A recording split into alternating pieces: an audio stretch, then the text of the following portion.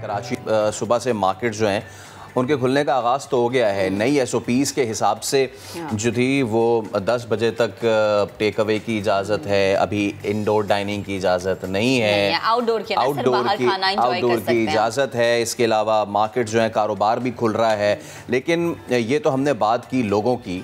अब इस हवाले से हम कोशिश करते हैं बात करने की कि पिछला जो गुजरा है हफ्ता उसमें गवर्नमेंट की इम्प्लीमेंटेशन कैसी थी, क्योंकि अगर आप NCOC के आज के ये आप स्टैटिस्टिक्स भी देख सकते हैं कि जो मस्बत शरह है 8.09% है और इसके अलावा जो डेथ्स हैं पिछले 24 घंटे में 68 हुई हैं, पॉजिटिव केसेस 4,445 हुए, टोटल टेस्ट जो कैरीड आउट किए गए हैं वो 55,000 किए गए हैं।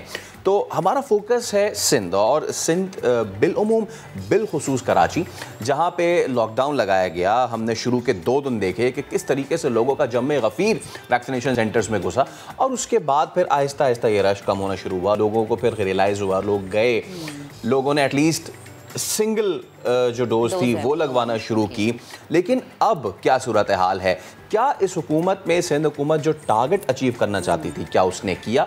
अगर किया तो वेल एंड गुड, अगर नहीं किया तो फिर क्या हम मजीद आगे इसी तरह के महक लॉकडाउन देख सकते हैं? बिल्कुल, और अगर नहीं किया तो फिर ये कि हिकमत अमली अब क्या अपनाई जाएगी। पार्लिमानी सेक्रेटरी बराए सेहत सिंध कासिम सुमरो साहब ने हमें ज्वाइन किया। कासिम साहब, बेहद शुक्रिया आपका वक्त देने के लिए। सबसे पहले तो हम आज प्रोग्राम के स्टार्ट में भी हमने कहा कि कराची वालों के लिए अच्छी खबर है जी कि 8 बजे तक अब कारोबार चल सकेगा। लेकिन वही फैसले वाली बात कि जो टारगेट सेट किया था सिंध गवर्नमेंट की जानिब से, क्या वो हमने अचीव कर लिया? जो आज हमने ये कह दिया कि अब लॉकडाउन हट रहा है, दुकानें 8 बजे तक खुल रही हैं, डाइन आउट 10 बजे तक है। बिस्मिल्लाहिर्रहमानिर्रहीम, बहुत शुक्रिया। टारगेट के हवाले से अगर आप बात करेंगे तो देखें, जब लॉकडाउन किसी फॉर्म में भी सख्ती जब आती है और जब आपके मोबिलिटीज़ को जो है वो रिड्यूस किया जाता है या बिल्कुल बंद कर दिया जाता है, तो उसका इम्पेक्ट हमेशा 1 हफ्ता 10 दिन के बाद आता है। तो हमें 8 से 9 दिन हुए और अभी हम समझते हैं कि 4-5 दिन अगले जो हैं वो ज़्यादा इम्पॉर्टेंट हैं। लेकिन जो इम्पॉर्टेंट आस्पेक्ट है वो ये है कि हमारी जो इन्फेक्टिविटी का जो रेट है वो पिछले 2 से 3 दिनों में थोड़ा रिड्यूस हुआ है। वो जिस लाइक पहले जैसे हमने आपके प्रोग्राम में डिस्कस किया था कि हम 30% तक पहुंच चुके थे, अब हम 20 और हावरिंग अंडर 20 के अंदर आ गए हैं। जो कल शाम तक की रिपोर्ट्स हैं कि उसमें तो हम 17-18% पे हैं। विच मीन्स के लॉकडाउन का जो भी फ़ायदा हुआ है वो ये हुआ है कि हमारे पास इन्फेक्टिविटी उस तरह से जो बिल्कुल जिस तरह ज़्यादा मोबिलिटी की वजह से बहुत ज़्यादा फैल रही थी वो इनफैक्ट कम हुई है। तो दूसरा टारगेट था कि मैसिव इनोकुलेशन जो करनी थी, विच इज़ कि हम ज़्यादा से ज़्यादा लोगों को वैक्सीनेट करें। तो हमारा ये ख्याल है कि हमने पूरे सिंध में पिछले जो 8 से 9 दिनों में हम तकरीबन कोई रफली अराउंड हम 2 मिलियन से ऊपर लोगों को इन दिनों में, ये 8 से 9 दिनों में वैक्सीनेट कर चुके हैं। और कराची में इन पर्टिकुलर हम 1.5 लाख लोग पर डे के हिसाब से हमने वैक्सीनेट किया है पूरे कराची शहर के अंदर। और जैसा आपने कहा कि पहले रश था, फिर अल्लाह का शुक्र है कि हमने जिस तरह से हमने थोड़ा सा लोगों में भी समझदारी आई और आप का भी बहुत शुक्रिया, आप लोगों ने इस पर बड़ी एक मैसिव कैंपेन भी चलाई कि एक तो ये एक सबसे इम्पॉर्टेंट बात हुई कि लोग डिस्पर्स होके हर सेंटर, हर गांव, हर गली मोहल्ले वाले सेंटर्स पर गए। ज़्यादा बड़े जो सेंटर्स हैं उन पर ज़्यादा रश नहीं हुआ और इस तरह से हमने वो टारगेट भी अचीव किया है।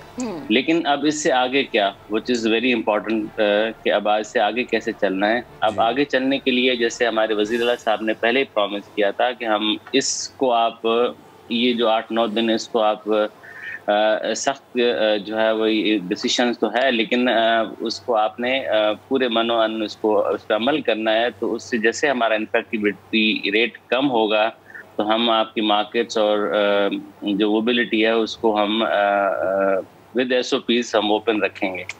तो ये हमारा पिछले दिनों जो NCOC के साथ जो जॉइंट मीटिंग हुई थी, असद उमर साहब NCOC को हेड करते हैं, वो भी आए थे, हमारी तरफ से वज़ीर आला साहब भी थे और बाकी रिलेटेड जितने भी लोग हैं उन्होंने शरीक हुए। और उसमें ज़ाहिर एक्सपर्ट्स का ओपिनियन था और एक्सपर्ट्स का ओपिनियन आज भी यही है, डॉक्टर्स का ओपिनियन, कि हमें जब तक जैसे मैं आपको पता है कि हम हमेशा इस बात को पहले दिन से लेकर आज तक डॉक्टर्स का भी और आपका भी और हमारा सबका एक ही ओपिनियन है कि इसको ख़त्म करने का एक ही तरीका है कि हम अपने आप को थोड़ा सा डिसिप्लिन करें, वो चीज़ बिल्कुल। और बड़ा ज़रूरी है कासिम साहब ये कि हमें पता होना चाहिए कि हमारी सेहत के लिए क्या ज़रूरी है क्या ज़रूरी नहीं है। लेकिन आप जो टारगेट की बात कर रहे हैं, मुझे पता नहीं क्यों ऐसा पर्सनली फील हो रहा है, प्लीज़ बताइएगा कि शायद मैं गलत हूँ, कि शायद सिंध गवर्नमेंट पे कोई प्रेशर था स्टेक होल्डर्स की जाने से कि नहीं, अगर आज से मार्केट्स नहीं खुली तो शायद कोई और एहतजाज जो है मज़ीद रंग लेके आ सकता है। तो प्लीज़ ज़रा बताइएगा, ऐसा ही था?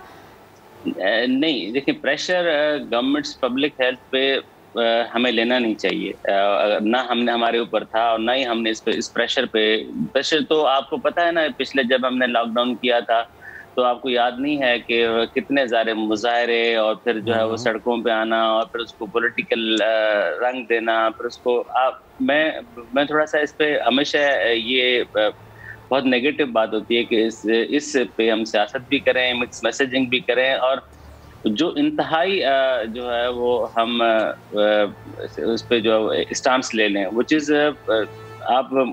आपका और मेरा तो ये इस बात पे हमने खुद देखा है। मैं तो हमेशा विटनेस करता हूँ, देखता रहता हूँ कि किस तरह से लोग जो हैं वो इससे इन्फेक्ट होकर हॉस्पिटलाइज हुए हैं और फिर उनके अपने प्यारे उनके जो है वो उन्होंने खोया है। तो ये बहुत बहुत तकलीफदेह अमल होता है, लेकिन अब उस पर बहुत सारे लोग भी ये हो जाएगा। अब देखें, हर एरिया की डायनेमिक्स अपनी है। हमने ये एनसीओसी के पे भी ये हमने डिस्कस किया था कि Karachi has a different dynamics. आप लाहौर, इस्लामाबाद, पेशावर, शायद आप एक गली को बंद कर देंगे तो शायद स्मार्ट लॉकडाउन इम्पोज हो जाएगा, लेकिन यहाँ पर वर्टिकल पॉपुलेशन बहुत ज़्यादा है, यहाँ पर गलियाँ बहुत ज़्यादा हैं, यहाँ पर रास्ते निकलने आने जाने के बहुत ज़्यादा हैं। आप एक रास्ता आप पूरी कराची की पुलिस लगा के शायद एक एरिया बंद कर सकें, तो ऐसा पॉसिबल नहीं है। हमें कराची के डायनामिक्स को देख के डिसीजन लेना होता है, फिर इसी तरह से हमने हैदराबाद के डायनामिक्स को भी देख के डिसीजन लेना पड़ता है, और जाहिर है सिंध के बाकी जो बड़े शहर हैं। तो आपके मुताबिक जो कासिम साहब डिसीजन जो भी लिया, आप ये कह रहे हैं कि 23% से 20% और अकॉर्डिंग टू यू के कल तक ये 18 से 17% तक आ गया था, ऐसा ही है? बिल्कुल, अच्छा, बिल्कुल ऐसे ही है। अच्छा, तो कल हमारे पास जो रिपोर्ट्स होंगे जी, अब जो अय्याम आ रहे हैं वो बड़े अहम हैं, और मुहर्रमुल हराम के हवाले से भी हम गुफ्तगू करना चाह रहे थे कि हम 17-18% तक लेके आए हैं। अब मातमी जुलूस निकलेंगे, मजालिस बपा होंगी, तो ऑल्दो के जो वहाँ के स्टेक होल्डर्स हैं वो ये कह रहे हैं, जितनी भी अहले तशय्यो तंजीमें हैं उन्होंने भी इस चीज़ का यकीन दिलाया है कि हम हर जगह जो है वो इस चीज़ का ख्याल, SOPs का ख्याल भी रखेंगे और वैक्सीनेशन भी हम कराते रहेंगे। सिंध हुकूमत की क्या पॉलिसी है इस हवाले से? देखिए, हमारी इस पे नासिर शाह साहब, सईद गनी साहब, CM साहब ने एक कमेटी बनाई थी जिसमें इन तमाम स्टेक होल्डर्स को से मिल के बात करनी थी, और उसमें ज़ाहिर है हमारी हेल्थ एडवाइजरी भी साथ थी, और हमने भी उनको सपोर्ट किया था कि आप सबसे बुनियादी बात है कि ज़्यादा से ज़्यादा कोशिश करें, बल्कि ये हमने NCOC पे भी डिस्कस किया था कि आप जो इनकी मजालिस होती हैं उनको आप टेलीवाइज कराएं, ताकि लोग इनफैक्ट उनकी जो बरकत है वो उनसे मुस्तफीज़ भी हों, और वो ज़्यादा से ज़्यादा जो है वो बाहर ना निकल सकें फिज़िकली। वो बाहर आके किसी एक जगह पर शरीक होने से बेहतर है कि वो टेलीवाइज हो जाए, नंबर एक बात। नंबर दूसरी बात ये कि उन्होंने खुद हमें एश्योर किया है कि हम बाहर ओपन ग्राउंड्स में रखेंगे, मास्क को हम मैंडेटरी करेंगे और वैक्सीनेशन को हम मैंडेटरी करेंगे। और तीसरा उनका मुतालबा था कि हमारे पास जो हमारे बड़ी इमाम बारगाहें हैं या हमारी जो इस तरह की जितनी जगह हैं वहाँ पर आप हमें वैक्सीन सेंटर्स बना के दें और टेस्टिंग फैसिलिटी भी प्रोवाइड करें। तो हमने उनकी जितने उन्होंने जो हमें नंबर दिए थे उन नंबर्स पे वो जगहें थी, उन पे हमने वैक्सीन सेंटर भी बना दिए हैं, और एक आधा 2 रहते हैं, शायद आज इंशाल्लाह वो भी हो जाएंगे। और प्लस हमने वहाँ पर टेस्टिंग सर्विस का भी बंदोबस्त किया है। उससे रैपिड टेस्ट होता है कि आप उनकी रैपिड टेस्टिंग करें, अगर खुदा न खास्ता कोई पॉजिटिव आए तो आप उसको वहीं से आइसोलेट कर दें और उनको वापस भेज दें। और कासिम साहब, ये बड़ा अच्छा इकदाम है, क्योंकि जाहिर सी बात है जिस तरह मुहर्रमुल हराम की भी बात कर रहे हैं, और उसको देखते हुए, मद्देनजर रखते हुए मातमी जुलूस या जितने भी जुलूस निकलेंगे उसको सामने रखते हुए सिंध हुकूमत की पॉलिसी बड़ी अच्छी है और अल्लाह करे कि ये इसी तरह से पूरा मुल्क हराम इसी तरह से चलती रहे। बेहद शुक्रिया गुफ्तगू के लिए। वीकेंड पर पैदा होने वाली एक तशवीशनाक सूरत हाल की बात करते हैं। हुआ कुछ यूँ कि यूएई जाने के ख्वाहिशमंद 70 मुसाफिर थे। वो पहुँचे कराची एयरपोर्ट पर और उन्होंने ये ख्वाब सजाए हुए थे कि जी उनमें से कुछ नौकरी पेशा अफराद थे और कुछ दीगर जाना चाहते थे कि जी बस हम यहाँ से अंदर जाएंगे और अब उसके बाद हम पहुँच जाएंगे। लेकिन इमाराती एयरलाइंस ने उन्हें कर दिया वापस। क्यों? क्योंकि यूएई हुकूमत ने नई सफरी पॉलिसी के तहत मुसाफिरों के लिए कोरोना रैपिड पीसीआर टेस्ट लाजमी करार दे दिया था। बदकिस्मती से पाकिस्तानी एयरपोर्ट्स पर यह सहूलत कहीं भी दस्तयाब ही नहीं है। जी हाँ, और सामान्य मसले की तरफ तवज्जो दिलाई तो सिविल एविएशन अथॉरिटी ने वजारत खारिजा को इस मसले पर खत लिखने का फैसला किया। लेकिन सवाल यह है कि क्या खत लिखा गया है और यूएई से कितने पाकिस्तानियों का रोजगार वाबस्ता है, कितने लोगों को जो मुश्किलात हैं, अब उस मुश्किल को दूर करने के लिए क्या किया जाएगा। इसी पर बात करने के लिए नौशीन हामिद साहिबा में ज्वाइन कर चुकी सेक्रेटरी बराए सेहत। बेहद शुक्रिया नौशीन साहिबा वक्त देने के लिए। सबसे पहले तो वो अहम सवाल जो कि हर कोई पूछना चाह रहा है, मेरा उनसे सवाल वही होगा, लाइन उनकी हमसे ड्रॉप हो गई है और हम दोबारा राबता बहाल करने की कोशिश करेंगे। शहजाद जैसे गुफ्तगू भी कर रहे थे कि जनाब 4 घंटे कबल ये पीसीआर जो टेस्ट है, ये रैपिड टेस्ट जो है, ये करवाना बहुत ज़्यादा ज़रूरी है। अच्छा शहजाद, एक और बात बताएं अगर आप मुझे सुन पा रहे हैं, कराची की तरह इस्लामाबाद के एयरपोर्ट्स पे भी ऐसे ही मनाजिर देखने को मिले?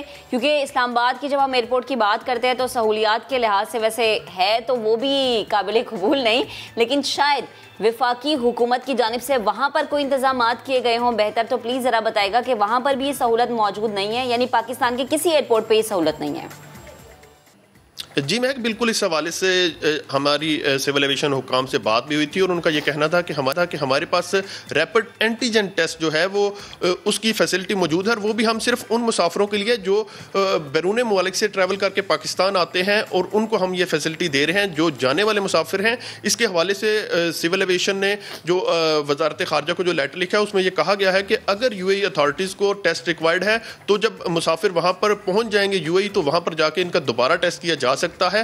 तो ऐसे में अगर यूएई अथॉरिटीज थोड़ा कोऑपरेट करें और वहां पर जो मुसाफिर जा रहे हैं उनकी दफा स्क्रीनिंग कर ली जाए ताकि वो जो है वो बेहतर रिजल्ट भी आ सके और वहां पर जो है वो एक दफा फिर जो है वो सारे मुसाफिरों को चेक किया जा सके। तो इस हवाले से आप देखते हैं कि वजारत खारजा ने हमारी इतलात के मुताबिक जो पाकिस्तानी हाई कमीशन यूएई में है उसको लेटर लिख दिया है और खत लिख दिया है, वो डिले आ गया इसमें। अब देखते हैं फिर क्या अब बनेगी, हम बात करेंगे।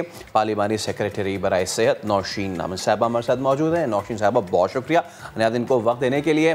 मैम ये बताइए, पाकिस्तान में पीसीआर रैपिड टेस्टिंग की सहूलत मौजूद है एयरपोर्ट्स पे?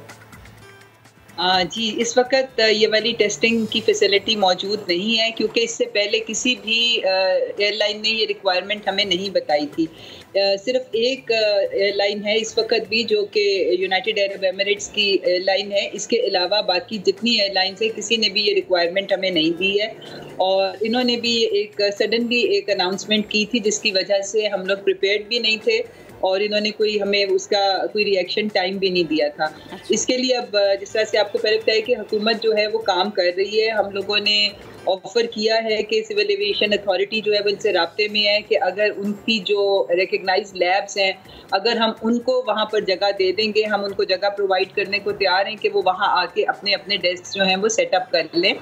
और ये बहरहाल ये सिर्फ एक एयरलाइन है जिसके साथ ये इशू आ रहा है और इसको रिजॉल्व करने की कोशिश की जा रही है ताकि पैसेंजर्स जो है वो फैसिलिटेट। तो नौशीन साहब कब तक हल हो जाएगा, कब तक इस सहूलत से आरास्ता एयरपोर्ट्स हो जाएंगे, क्योंकि बहुत सारे पाकिस्तानी ऐसे हैं जिनका रोजगार वाबस्ता है? बिल्कुल जी, इसको बिल्कुल प्रायोरिटी बेसिस के ऊपर किया जा रहा है जी। और इससे पहले जिस तरह से आपको बता रहे थे कि हमारे पास रैपिड एंटीजन टेस्टिंग तो थी मगर किसी मुल्क ने किसी एयरलाइन ने हमें ये रिक्वायरमेंट इससे पहले नहीं दी थी और हम कोशिश यही कर रहे हैं कि इसका कोई वे आउट निकले ताकि जल्द अज जल्द जो है कोई ऐसा सोल्यूशन आ जाए जो उनको भी एक्सेप्टेबल हो और हमारे लिए भी जो आसान हो।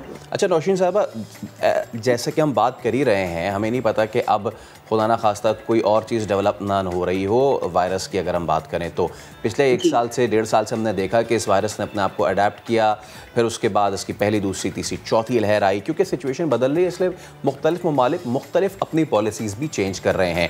तो क्या हमें एक स्टेप अहेड नहीं होना चाहिए अपनी उन पॉलिसीज़ से, अगर एयरपोर्ट्स पे ये सहूलत मौजूद हों? और साथ में अब ये भी हम आपको बताएं, आपको भी ये पता होगा कि इंटरनेशनल की तो फिर उन्होंने थोड़ी पाबंदी लगाई हुई है, बट ये पर्सनल एक्सपीरियंस है, जब आप डोमेस्टिक कर रहे हैं फ़्लाई, इतनी ज़्यादा सख्ती नहीं है। तो इन दोनों का मुझे बताइएगा कि डोमेस्टिक के हवाले से भी सख्ती थोड़ी बहुत होनी चाहिए। जी बिल्कुल, डोमेस्टिक फ़्लाइट्स के लिए भी बिल्कुल इशू कर दी गई हैं हदायत के जिस शख्स के पास वैक्सीनेशन सर्टिफिकेट नहीं होगा वो प्लेन बोर्ड नहीं कर सकेगा, और कई जगहों पे पैसेंजर्स को ऑफलोड भी किया गया जिनके पास वैक्सीनेशन सर्टिफिकेट नहीं था। इसकी मतलब है कि ये एक और सहूलत भी है कि अगर आप उसी वक्त अपना 1166 पे ID कार्ड नंबर डालते हैं तो वो भी आपका स्टेटस बता देता है कि आप फुली वैक्सीनेटेड हैं या आपकी क्या सिचुएशन है वैक्सीनेशन के हवाले से। तो बिल्कुल आहिस्ता आहिस्ता ये पाबंदियां जो हैं ये मैं समझती हूँ कि ज़्यादा से ज़्यादा की जा रही हैं ताकि लोग जो है वो वैक्सीनेशन की तरफ आएँ, और इससे फ़र्क भी पड़ रहा है। जिस तरह से आपने देखा है कि वैक्सीनेशन सेंटर्स पे रश भी हो रहा है और हमारी वैक्सीनेशन जो है अब वो 11 लाख पर डे से भी ज़्यादा एक्सीड कर गई है, क्योंकि जिस तरह पहला करोड़ जो था उसको तकरीबन 113 दिन लगे थे और जो तीसरा करोड़ था वो सिर्फ 16 दिन में हो गया था, और मैं समझती हूँ कि ये चौथा करोड़ जो है वो इससे भी कम दिनों में जो है वो हम ये टारगेट अचीव कर लेंगे। तो इंशाअल्लाह ताला हमारा इरादा यही है कि जब 60% पॉपुलेशन हमारी वैक्सीनेट हो जाएगी तो फिर हम पाबंदियों में नरमी करने के काबिल हो जाएंगे कि तब जिंदगी थोड़ी सी मामूल की तरफ आ सकेगी। पर अभी उसमें कुछ 2-4 महीने और लगने हैं। तब तक लोगों से यही दरख्वास्त है कि वो जो भी हुकूमत उनको हदायत दे रही है उसके ऊपर अमल दरामद करें और SOPs पे भी अमल करें, वैक्सीनेशन भी जल्द से जल्द। मुख्तसरन ये बताइएगा कि क्या मुश्किल वक्त गुजर चुका है या हमें आगे के लिए मजीद प्रिपेयर होना है? देखिए जी, मुश्किल वक्त अभी तो है, जब तक चौथी वेव जो है वो हम अभी इसको कुछ मैं समझती हूँ कि 2-3 हफ्ते लगेंगे इस वेव को पूरी तरह से काबू करने के लिए। तो तब तक तो थोड़ा सा मुश्किल वक्त है। लोगों की कोऑपरेशन की ज़रूरत है। हुकूमत अपनी तरफ से हर मुमकिन इक़दाम उठा रही है कि हम जल्द से जल्द जो है इसको कंट्रोल करें, मगर अभी 2-3 हफ्ते लग सकते हैं। ठीक है नौशीन साहबा, बेहद शुक्रिया, आप गुफ्तगू कर रही थी और साथ हमारे नुमाइंदे भी हमारे साथ मौजूद थे, आपका भी बेहद शुक्रिया शहजाद। लेकिन जिस तरह से हम कह रहे हैं इंटरनेशनल फ्लाइट से domestic flight, I think domestic में भी ऐसे ही होना चाहिए कि आप बजाय इसी के पैसेंजर्स को वापस भेजें, आप वहीं पे उनको वैक्सीन लगवा दें ना। जैसे जैसे सिचुएशन बदलती जा रही है वैसे वैसे हमें भी अपनी पॉलिसी चेंज करनी चाहिए। एक ब्रेक लें, इसके बाद दोबारा हाजिर होंगे।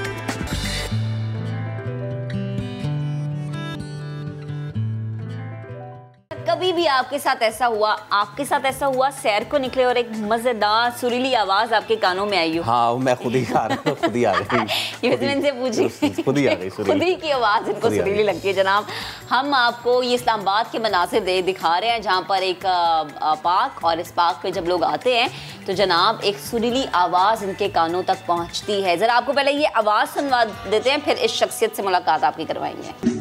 माशाल्लाह, ज़बरदस्त खूबसूरत आवाज़, हक नवाज साहब की आवाज़ है, हमें ज्वाइन कर चुके हैं। सर बेहद शुक्रिया वक्त देने के लिए, गुड मॉर्निंग। आपने हमारी मॉर्निंग को मज़ीद खूबसूरत बना दिया है। क्या माशाल्लाह आवाज़ है, अल्लाह ताला ने कितनी प्यारी आवाज़ से आपको नवाजा है। फ़ैन हो गए हैं हम आपके। मैं चाहती हूँ कि मैं आपकी ज़िंदगी के हर पहलू पे बात करूँ, लेकिन सबसे पहले लोग जिस चीज़ के मुंतज़िर हैं, मुझ समेत, फैसल समेत आपकी आवाज़ सुनना चाह रहे हैं। हम प्लीज़ गुनगुना दें, कोई खूबसूरत सा गाना सुना दें। जी, सबसे पहले तो अस्सलाम वालेकुम।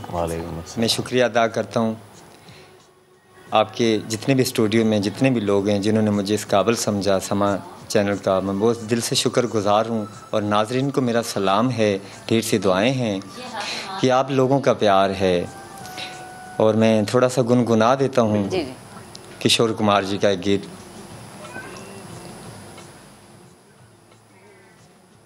कोई हमदम न रहा, कोई सहारा न रहा, हम किसी के न रहे, कोई हमारा न रहा, कोई हमदम न रहा कोई सहारा न रहा।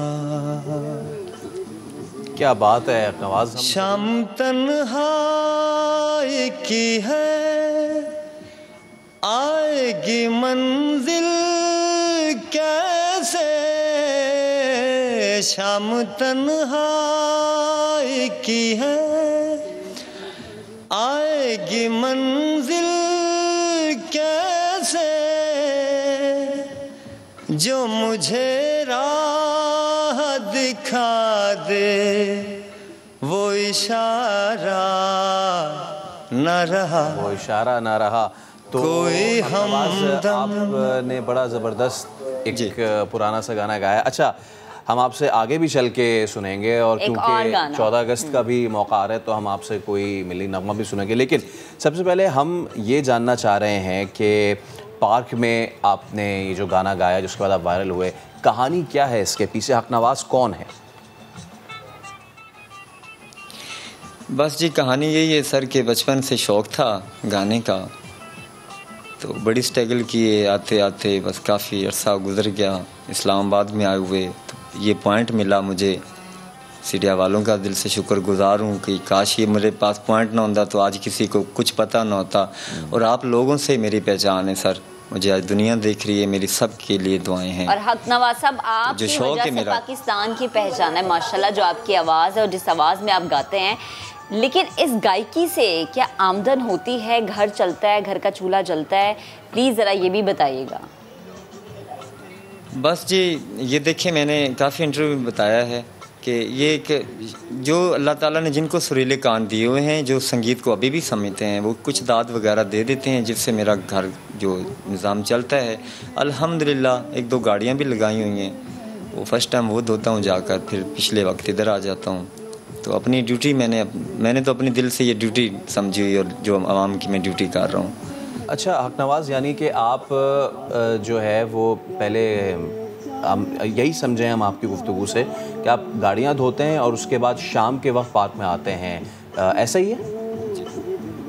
जी सर ऐसा ही है। अच्छा, अब ये मुझे हकनवाज ये बताएं कि आपकी वीडियो तो वायरल हुई हो, जैसे कि आपने ये भी कहा कि जो सुर संगीत लय ताल वाले जो पहचानते हैं वो कोई ना कोई हदिया ज़रूर दे जाते हैं, तो क्या किसी मौसीकार या फिर किसी डिजिटल प्लेटफॉर्म से कोई गाने की रिकॉर्डिंग का अभी तक कोई आपको ऑफ़र हुई?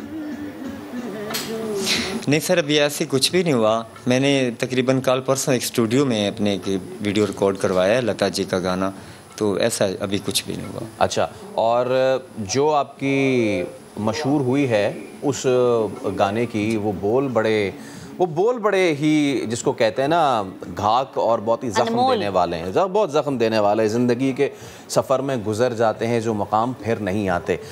तो आप ये बताइए कि आपकी आगे क्या करना चाहते हैं? क्या सिर्फ यहीं पे आप पार्क में ही गाना गाना चाहते हैं या फिर वो लोग जो कि प्रमोट कर सकते हैं आपको, उनसे आप क्या अपील करेंगे? सर देखें, हर इंसान की ख्वाहिश होती है, बचपन से ही ख्वाहिश थी ये मेरी, क्योंकि मुझे अल्लाह ताला ने, ये मेरे मालिक का एहसान है मुझ पर, मैं तो नहीं इस काबिल हूँ। तो देखें हर इंसान की कोशिश होती है, क्योंकि वो मेहनत करते करते स्टेप बाय स्टेप, अभी देखें ना 37-38 साल हो गए मुझे, शुरू से लेकर अभी तक आते आते इतना वक्त हो गया, और अल्लाह का अभी हुक्म हुआ तो मैं सबके सामने आया हूँ। तो मैं भी सर कुछ बनना चाहता हूँ, मैं भी आगे प्लेटफॉर्म पे आना चाहता हूँ, तो फिर हम ताकि मेरा भी एक नाम हो, मेरी पहचान हो। और आपकी माशाल्लाह एक पहचान, एक नाम बन गया, हमारे शो के आप मेहमान बन गए। मैं चाहूँगी इस प्लेटफॉर्म से आप एक और मजीद प्यारा सा गाना जो आप इस पार्क में खड़े होकर गुनगुना 14 अगस्त का हवाले वो सुनेंगे, लेकिन पहले इस पार्क वाला सुन लें जरा। ये जो पार्क में आप गाना गुनगुना रहे थे, प्लीज जरा कुछ अगर इसके बोल हो जाए। जी बेटा। जिंदगी के सफर में गुजर जाते हैं जो मकान, वो फिर नहीं आते, वो फिर नहीं आते। जिंदगी के सफर में गुजर जाते हैं जो मकान, वो फिर नहीं आते, वो फिर नहीं आते। जबरदस्त। अच्छा, फूल खिलते हैं, लोग मिलते हैं, फूल खिलते हैं, लोग मिलते हैं, मगर पतझड़ में जो फूल मुरझा जाते हैं वो बहारों के आने से खिलते नहीं। कुछ लोग एक रोज जो बिछड़ जाते हैं वो हजारों के आने से मिलते नहीं। उम्र भर चाहे कोई पुकारा करे उनका नाम, वो फिर नहीं आते, वो फिर नहीं आते। और नवाज साहब, आखिर में जाते जाते एक आप 14 अगस्त की मुनासबत से लाजमी हमें गाना सुना के जाएंगे। जी। ज़मीं की गोद रंग से उमंग से भरी रहे, ज़मीं की गोद रंग से उमंग से भरी रहे। खुदा करे, खुदा करे, खुदा करे सदा ये रोशनी रहे। ज़मीं की गोद रंग से उमंग से भरी रहे। दिल में कोई ख्वाब था बसा हुआ, नजर में एक गुलाब था छुपा हुआ। दिलों में कोई ख्वाब था बसा हुआ, नजर में एक गुलाब था छुपा हुआ। अजब बहार में खिला वो फूल माहताब का, अजब बहार में खिला वो फूल माहताब का। ये ताजगी, ये जिंदगी, ये रोशनी खुदा करे, खुदा करे, खुदा करे सदा ये रोशनी रहे। ज़मीं की गोद रंग से उमंग से भरी रहे। हबीब अली मोहम्मद का आपने बहुत ही खूबसूरत मिली नगमा पेश किया है, और इस ही दुआ के साथ कि ज़मीं की गोद रंग से उमंग से भरी रहे, आपकी भी ज़िंदगी इसी तरीके से खूबसूरत रहे, और आप जो चाह रहे हैं खुदा आपको उसमें ज़रूर कामयाब करे। बहुत शुक्रिया। तो कितना महक टैलेंट है हमारे यहाँ, वही ना, बस ये कि प्लेटफॉर्म्स की कमी है, लेकिन खैर हमें जितना टैलेंट हमारे सामने आता है हम चाहते हैं कि हम नए दिन के ज़रिए आप तक वो टैलेंट पहुँचाएँ, वो उनकी काबिलियत आपको दिखाएँ।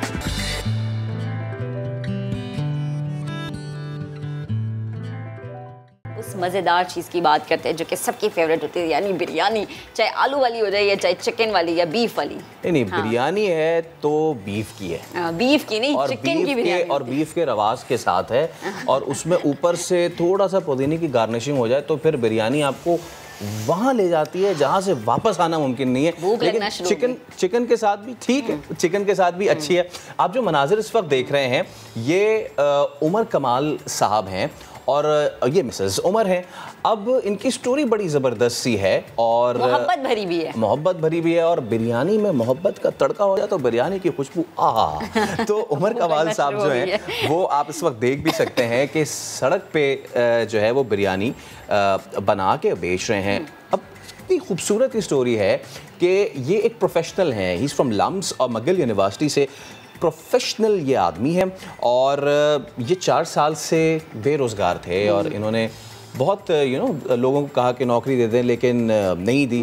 तो फिर उसके बाद इन्होंने सोचा कि क्यों ना मैं इस साइड पे आऊँ, और उसके बाद इन्होंने ये तमाम तर काम करना शुरू किया। अब इसके पीछे क्या इनकी स्ट्रगल थी, कितने कैपिटल से इन्होंने स्टार्ट किया ये, और अब ये कहाँ तक पहुँच चुके हैं, हमारे साथ नन अदर देन उमर कमाल साहब मौजूद हैं, उनकी मिसेस भी मौजूद हैं, उनकी वाइफ भी मौजूद हैं। तो जैसे कि कहा जाता है उमर साहब, आपसे गुफ्तगू करने से पहले हम ये ज़रूर कहेंगे हर कामयाब मर्द के पीछे एक औरत का हाथ होता है। देखा, मैं बिल्कुल समझ गई फैसल क्या कहने वाले थे। ऐसा ही है सर। गुड मॉर्निंग, कैसे हैं आप, प्लीज़ बताइएगा।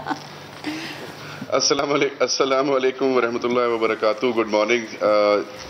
जी, यकीनी तौर पे ऐसा ही है। ओके अच्छा सर, ये बताएं, there is a woman behind every successful man. हाँ अच्छा ये बताएं कि आला तालीम हासिल करो और मुस्तकबिल संवारो, ये हमने तो सुना ही था, लेकिन आप इतने ज़्यादा क्वालिफाइड हैं तो क्या स्टोरी बनी, नौकरी नहीं मिल सकी तो यहाँ आने का आपने फिर कैसे सोचा? आपने जो बात की ना कि आला तालीम के साथ अगली आपने क्या बात की थी, मुझे सही से सुनाई नहीं दिया था। मैंने कहा आप हाईली क्वालिफाइड हैं और जितनी आपकी क्वालिफिकेशन है वो डिज़ायरेबल समझी जाती किसी भी नौकरी के लिए, लेकिन वो नहीं मिली। उसके बाद आपने जब नहीं मिली कितना स्ट्रगल किया, हार नहीं मानी, स्ट्रगल किया, और यहाँ पे आने का फिर आपने सोचा, जब सोचा किस तरह सोचा, कितनी आपको शुरू में रेजिस्टेंस मिली? पूरा सफ़र स्टार्ट से आपका कैसा वो बताएं। हाँ ठीक है, मेरा शुमार भी उन 95% स्पेशली क्योंकि मैं पाकिस्तान में रहता हूँ तो मैं पाकिस्तान की बात करूँगा, तो मेरा शुमार भी 95% उन पाकिस्तानियों में होता है जो अल्लाह तालीम इस मकसद के लिए उनको दिलाई जाती है, ये वो खुद हासिल करते हैं कि अच्छी नौकरी कर लेंगे और उससे आगे ना वो कुछ सोचते हैं और ना उनको समझ आता है। तो मुझे भी बहुत अरसा ये समझ नहीं आया कि मेरे पास जो भी नॉलेज और क्वालिफिकेशन है it's not only for a job, not only for a consultancy, और मैं उसको अपने लिए भी यूज़ कर सकता हूँ। और ये हदायत अल्लाह के अलावा आपको और कोई नहीं दे सकता, बंदा नहीं दे सकता। तो जितनी देर तक मुझे ये अल्लाह ने नहीं दी थी तो मैं नौकरियों के लिए धक्के भी खाता रहा, लोगों की मिन्नतें भी करता रहा, और जब अल्लाह के हुजूर पेश हो गया तो फिर काया पलट गई। इट इज़ दैट्स मतलब कूजे में दरिया बंद कर दिया मैंने आपको। मुझे शऊर ही नहीं था कि मैं अपनी उस सारी नॉलेज, उस सारे एक्सपीरियंस जो मैं पढ़ता रहा, पढ़ाता रहा, शेयर करता रहा, और एक नौकरी, एक फिक्स टाइम अपॉर्चुनिटी के तलाश में लोगों की मिन्नतें करता रहा। मैंने कभी अल्लाह की तरफ सही तरह से उस तरह से रजू ही नहीं किया कि आपने दिया, आप बताएं क्या करना है, उससे पूछना पड़ता है। तो जब मुझे ये ख्याल आया कि मुझे अल्लाह की तरफ वापस जाना चाहिए और उसी से पूछना चाहिए, आपने दिया था, अब आप ही बताएं क्या करना है, तो तब तक हालात ठीक नहीं थे।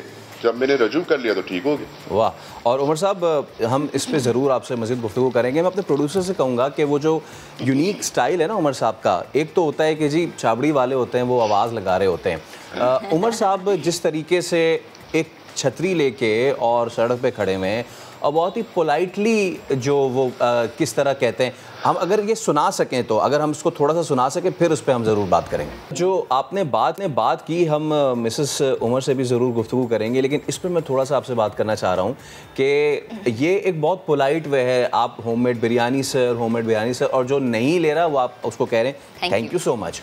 तो हम यहाँ पे बैठ के ना यहाँ पे ना जी सर,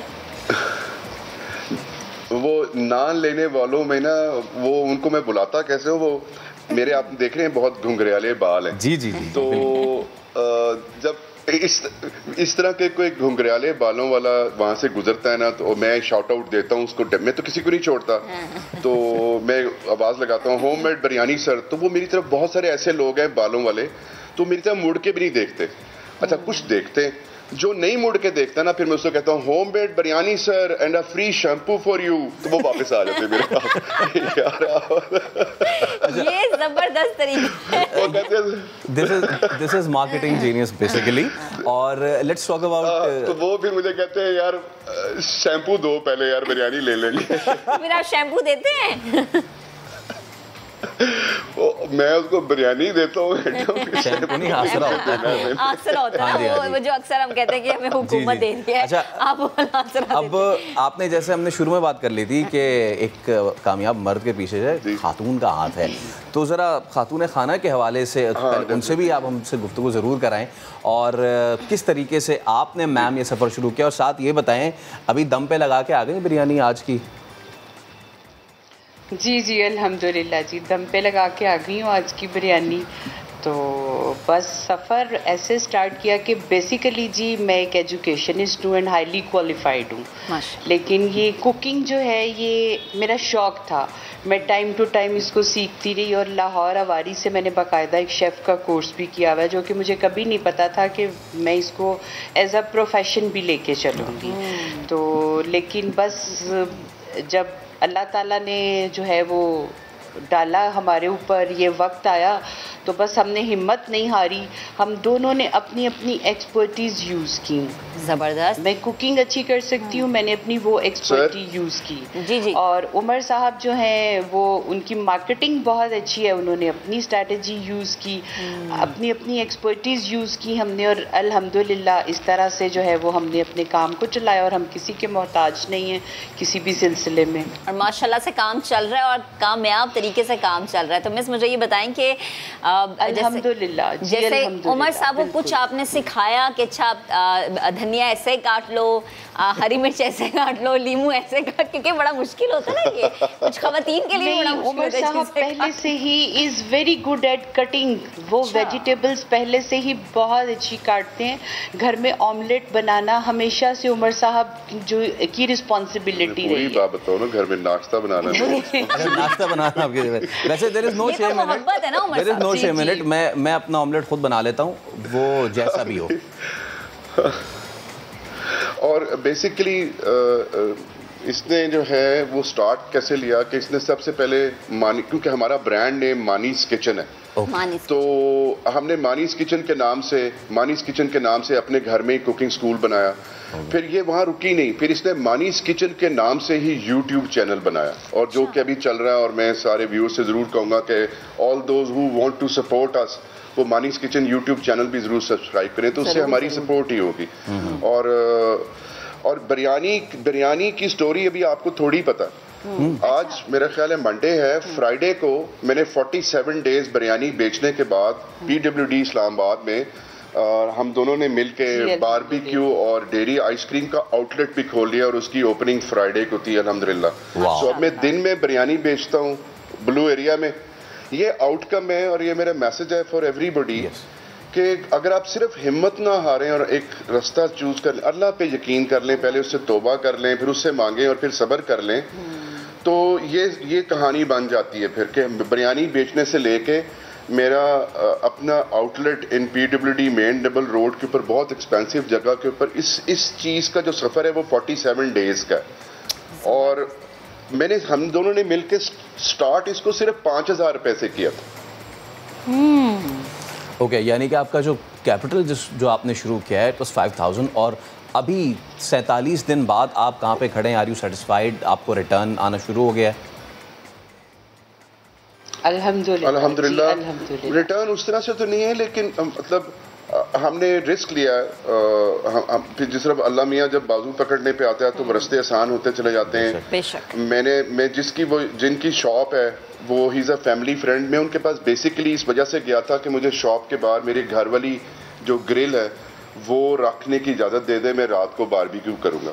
अच्छा। बट उसने कहा उमर भाई ये शॉप आपकी है, आप बिजनेस करें, जब पैसे हो तो दे दीजिएगा। अच्छा, आखिर में तो फिर मैंने अपने दोस्तों को बताया। सही, आखिर में सर ये हम उन नौजवानों के लिए आपसे ज़रूर पैगाम लेना चाहेंगे जो ऑब्वियसली जॉब सैचुरेशन हो जाती है मार्केट में, और आप जो पढ़ते हैं उससे रिलेटेड आपकी चीज़ नहीं मिलती।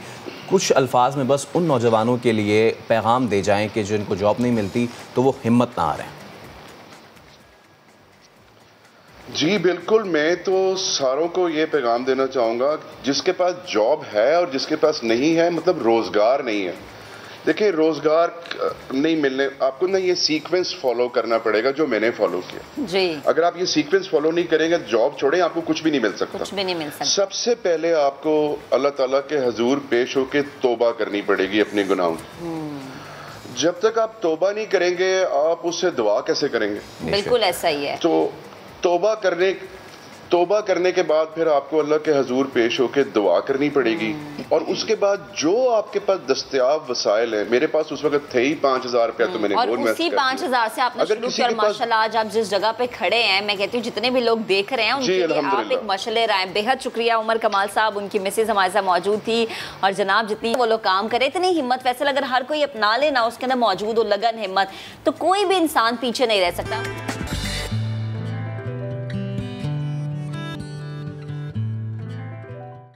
कराची वालों को वज़ीर आज़म इमरान खान से बड़ी उम्मीद है, क्योंकि एक रोज़ा दौरे पर उस शहर कायद आ रहे हैं।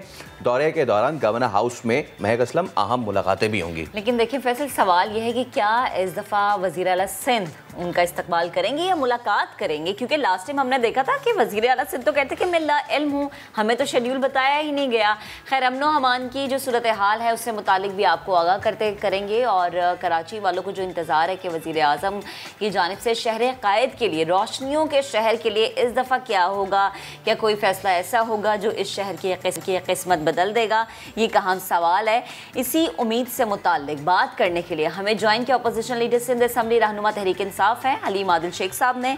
हलीम आदिल शेख साहब, बेहद शुक्रिया आपके वक्त का। सबसे पहले वही सवाल जो हर एक आम शहरी पूछना चाह रहा है, स्पेशली कराची वाला, कि खान साहब अगर कराची के एक रोज़ा दौरे पे आ रहे हैं तो पहली तो बात है कि क्या एक रोज़ा दौरा काफ़ी है? क्योंकि कराची के जितने मसाइल हैं वो सुनने के लिए एक दिन ना काफ़ी लगता है। कोई अच्छी खबर, कोई बड़ी खबर कराची वालों के लिए हो सकती है? देखिए, मैं समझता हूँ कि अभी जो इंटरव्यू दिया गया दौरे के हवाले से उसमें भी कोई इंफॉर्मेशन की कमी थी, तो मैं बताना चाहता हूँ कि प्राइम मिनिस्टर आज गवर्नर हाउस में नहीं आ रहे। अच्छा। प्राइम मिनिस्टर गवर्नर हाउस में किसी किस्म का कोई इजलास नहीं हो रहा। आज केपीटी में कुछ प्रोजेक्ट्स हैं और कुछ मीटिंग्स है कराची पोर्ट ट्रस्ट पे, वहाँ आना है उन्होंने, और वो उधर ही, क्योंकि केपीटी पे आ रहे थे, उधर ही फिर कराची ट्रांसफॉर्मेशन प्लान की इम्प्लीमेंटेशन, जैसा आपने फरमाया कि कराची को देखेंगे, कुछ मिला, क्या करेंगे, इंतजार कर रहे हैं। तो पिछले साल 1100 अरब के प्रोजेक्ट का अनाउंसमेंट था, जिस पे फेडरल गवर्नमेंट की जानिब से इम्प्लीमेंटेशन भी स्टार्ट हो चुकी है। 1100 अरब का प्रोजेक्ट जिधर पिछले साल अनाउंस किए गए थे कराची के लिए, जिसपे फेडरल गवर्नमेंट और सेंट्रल गवर्नमेंट दोनों का हिस्सा शामिल था। तो मैं करता चलूँ, पीपल्स पार्टी की सेंट्रल गवर्नमेंट ने पूरे 13 साल में पूरे सिंध के लिए सिर्फ 1600 अरब की डेवलपमेंट की है। तो मैं कुछ छोड़ता हूँ अभी, तो उसकी इम्प्लीमेंटेशन के ऊपर डिस्कशन होगी कि क्या काम कितना कहाँ बढ़ चुका। और जैसा मेरे भाई ने कहा कि ग्राउंड पे भी हुआ कि नहीं हुआ, तो मैं बताना चाहता हूँ कि लास्ट ईयर सबसे पहला इनिशिएटिव था नालों की सफाई। तो 3 बड़े नाले, बड़े मेगा नाले, गुजर नाला, औरंगी नाला और महमूदाबाद नाला, उसके पर 70% काम हो चुका। वफाक ने किया, अरबों रुपए दे दिए गए सेंट्रल गवर्नमेंट को ताकि मुतासिर को पेमेंट करनी है। K4 का प्रोजेक्ट जो रुका हुआ था, जिसमें 13 साल से एक फूट पानी कराची को नहीं मिला था, वो मामला को ट्रांसफर हो चुका और उस पर काम स्टार्ट हो चुका है। फ्रेट कॉरिडोर और KCR, उस पर काफी काम आगे बढ़ चुका है। जो सब काम रुके हुए थे, ग्रीन लाइन बसेज इंशाल्लाह इसी साल सितंबर में या आखिर में अक्टूबर के शुरू में, इसी 1.5 महीने के अंदर ग्रीन लाइन बसेज कराची पे ग्राउंड पे दौड़ती हुई नजर आएंगी। ये 5 बड़े काम थे जो कि हमने करने थे, और छोटे काम इसके साथ। अच्छा, यानी हरीम भाई, आपने थोड़ी नाराज़गी का भी इजहार किया, कम इल्मी के लिए माजरत, लेकिन जैसे कि आपने कहा कि ये 5 आपने बड़ी चीज़ें बताई और आपकी हम गुफ्तगू सुने, तो ये तो फिर कराची वालों के लिए बहुत ही अच्छी बात है, यानी कि सारे मसाइल हल होने जा रहे हैं, फिर ऐसे ही हम समझें? जी बिल्कुल। और इसके बाद ही बस करता चलूँ कि हमारे SDG गोल्स के तहत MNAs हमारे जो काम करा, तकरीबन 10 अरब के काम हल्कों के अंदर हुए हैं। वो पूरे आपके कराची के हल्कों में देख सकते हैं, जहाँ 20-30 साल से कुछ नहीं हुआ था, वहाँ सब कुछ हुआ। लेकिन मेरी आपने बात थोड़ी सी रोक दी, अगर मुझे इजाजत दीजिए थोड़ी सी बात करने की। इसके बाद 625 अरब के तो ये वो प्रोजेक्ट थे जो कि हमारे फेडरल गवर्नमेंट ने करने थे। मैंने आपको गिना दिया उसकी प्रोग्रेस कहाँ कहाँ है। उसके अलावा 1100 अरब में तकरीबन 450 500 अरब के प्रोजेक्ट सेंट्रल गवर्नमेंट के पास थे। उनकी स्पीड आप देख सकते हैं, क्योंकि उन्होंने, हमने 5 सालों में काम स्टार्ट किया, उन्होंने कहा एक नाले पे काम स्टार्ट नहीं किया। कोई 500 के करीब नाले DMC की नालियां थी छोटी, और 41 नाले KMC के थे। उन्होंने कहा जी बैरिया टाउन के जुर्माने वाले पैसे मिलेंगे तो हम काम स्टार्ट करेंगे। उसके अलावा दीगर जो लोकल काम थे, छोटी रोडें, छोटे रास्ते, गटर लाइनें, पानी, ये मामला जो दीगर लोकल सतह के थे वो सेंट्रल गवर्नमेंट ने करने थे, ताकि मिल के मेगा काम, किसान की बात K4 से आता है, लेकिन नेटवर्किंग इन्होंने करनी है, बड़े नाले हमने कर दिए, छोटे नाले इन्होंने करने हैं। हलीम साहब, आपका बहुत ज्यादा फोकस है नालों पे, नाले नाले नाले, बिल्कुल कराची के ये 3 नाले जब बिखरते हैं ना तो बड़ा, नहीं एक सेकंड प्लीज जरा आप अगर मेरी अर्ज सुन ले, तो ये बड़ा तबाही वाला समा बन जाता है कराची में। लेकिन इन नालों की सफाई के लिए अली जैदी साहब की हमें वो याद है फंड रेजिंग मुहिम, तो कराची वालों ने अपने नाले साफ करने के लिए अपने ही पैसे दिए। तो मैं सिर्फ पूछना ये चाह रही हूँ कि तहरीक इंसाफ की तरफ से वो जो नालों की बात करें वो काम जरा अगर आप बता दें। अली जैदी साहब ने स्टार्ट किया था, क्योंकि अली जैदी भी कराची का एक बेटा है, हम आप सब जो है कराची में रहते हैं, उसमें 10 करोड़ रुपए इकट्ठे हुए थे सिर्फ, और उसमें जितना काम हो सकता था उस वक्त सबको पता होगा 10 करोड़। हमने जो काम किया नालों को बता दूं आपको, 35 अरब रुपए LDMA की जानिब से को जारी किए गए, जिसके तहत काम स्टार्ट हुआ। गुज्जर नाला, महमूदाबाद नाला और औरंगी नाला, उसके ऊपर काम स्टार्ट हुआ। फिर जो वहाँ मुतासरीन को जो पैसे देने थे किराए के, वो भी उसने तकरीबन कोई 24 मिलियन तकरीबन 240 मिलियन रुपए वो दे दिए गए उसको किराए के देने के लिए। जो एम्यूनिटीज खराब हो रही थी उसके लिए पैसे दे दिए गए। ये बड़े नाले उसने कर दिए। उसके अलावा मैंने सिर्फ नाला नहीं किया। A4 चूंकि वहाँ आप गई नहीं है, A4 जो वापडा को दिया जा सका, A4 पे काम स्टार्ट हो चुका अलाइनमेंट का। उसके अलावा बस आ रही है सितंबर में ग्रीन लाइन, उसके अलावा फ्रेट कॉरिडोर और KCR, ये सब ट्रांसपोर्ट के मसले जो मेगा मसले हैं वो भी हमारे हैं। तो मेगा मसले हमने आपको 5 गिना दिए।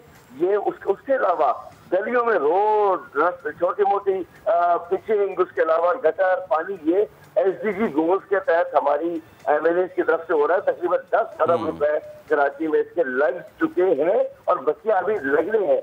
ये मैंने तमाम चीजें गिनवाई है। मैं चाहता हूँ चलिए अपनी टीम को भिजवाइए, जाके हमारे MLAs के, हमारे MPs के थ्रू जाके ग्राउंड पे देखे। एक मिथ सी बन गई कराची में कब होगा, कैसे होगा, कब होगा, कैसे होगा। अल्हम्दुलिल्लाह कराची में बहुत कुछ ग्राउंड पे हो रहा है, कराची में बहुत कुछ नजर आ रहा है। लेकिन आप बिल्कुल ठीक कह रहे हैं कि जो एक जॉइंट एफर्ट से बहुत कुछ नजर आना चाहिए था, क्योंकि उसमें सिर्फ गवर्नमेंट पार्टनर है और उसके कप्तान जो है उसके PCIC के वजीर आला साहब है।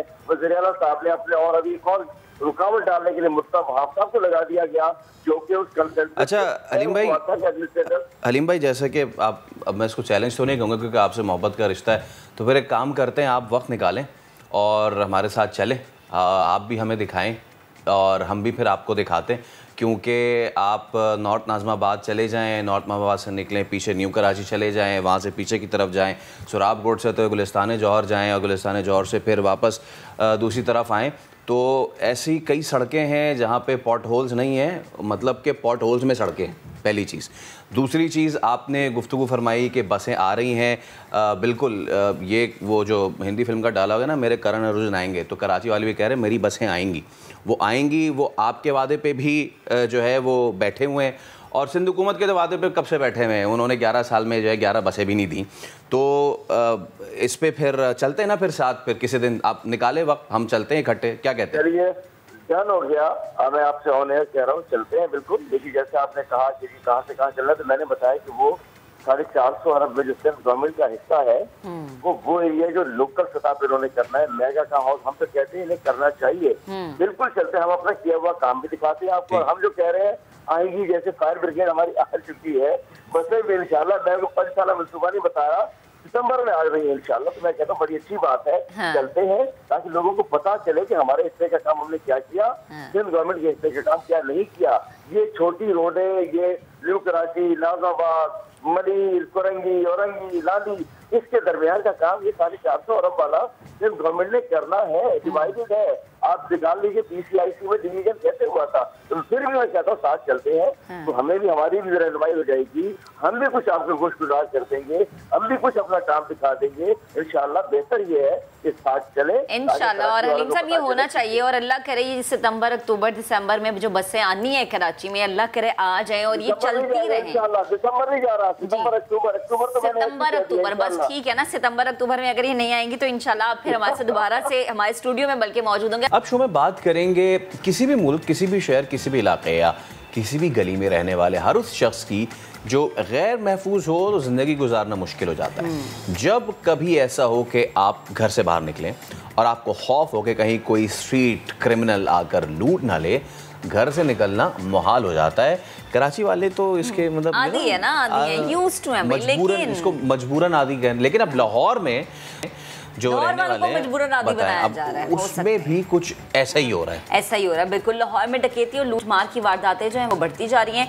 गुज़श्ता 15 रोज़ की अगर हम बात करें तो 15 रोज़ में शहर के मुख्तलिफ इलाकों में डकैती, मज़ाहमत, लूटमार की वारदातें रिपोर्ट हुई हैं। और आप यकीन करें, ये वो 15 इलाके और ये वो जगहें थी जो कि बड़ी सेफ समझी जाती हैं। कैमराज और जी सेफ सिटी अथॉरिटी का जो निज़ाम है वो वहाँ पर कहते हैं बड़ा मजबूत है। चंद रोज़ पहले निश्तर कॉलोनी में खातून से 3 लाख रुपए छीन लिए गए, लेकिन तशवीशनाक बात यह है कि इन जुराइम में मुलविस अब तक कोई मुलजिम नहीं पकड़ा जा सका। मंजर देख भी सकते हैं, हम मनाजिर दिखाते हैं, फुटेज दिखाते हैं, और शायद ये हम जब भी हम फुटेज दिखाते हैं ना तो हम ये सवाल करते हैं अपने रिपोर्टर से, जी कि मनाजिर हम दिखा रहे हैं, पुलिस ने अब तक क्या किया, लेकिन अभी तक कोई मुलजिम नहीं पकड़ा गया। शहर में जुराइम की बढ़ती वारदातों पर बात करने के लिए हमें ज्वाइन किया है DIG operations Punjab police Suhail Sukhera साहब ने। सुहेल साहब, बेहद शुक्रिया आपके वक्त का।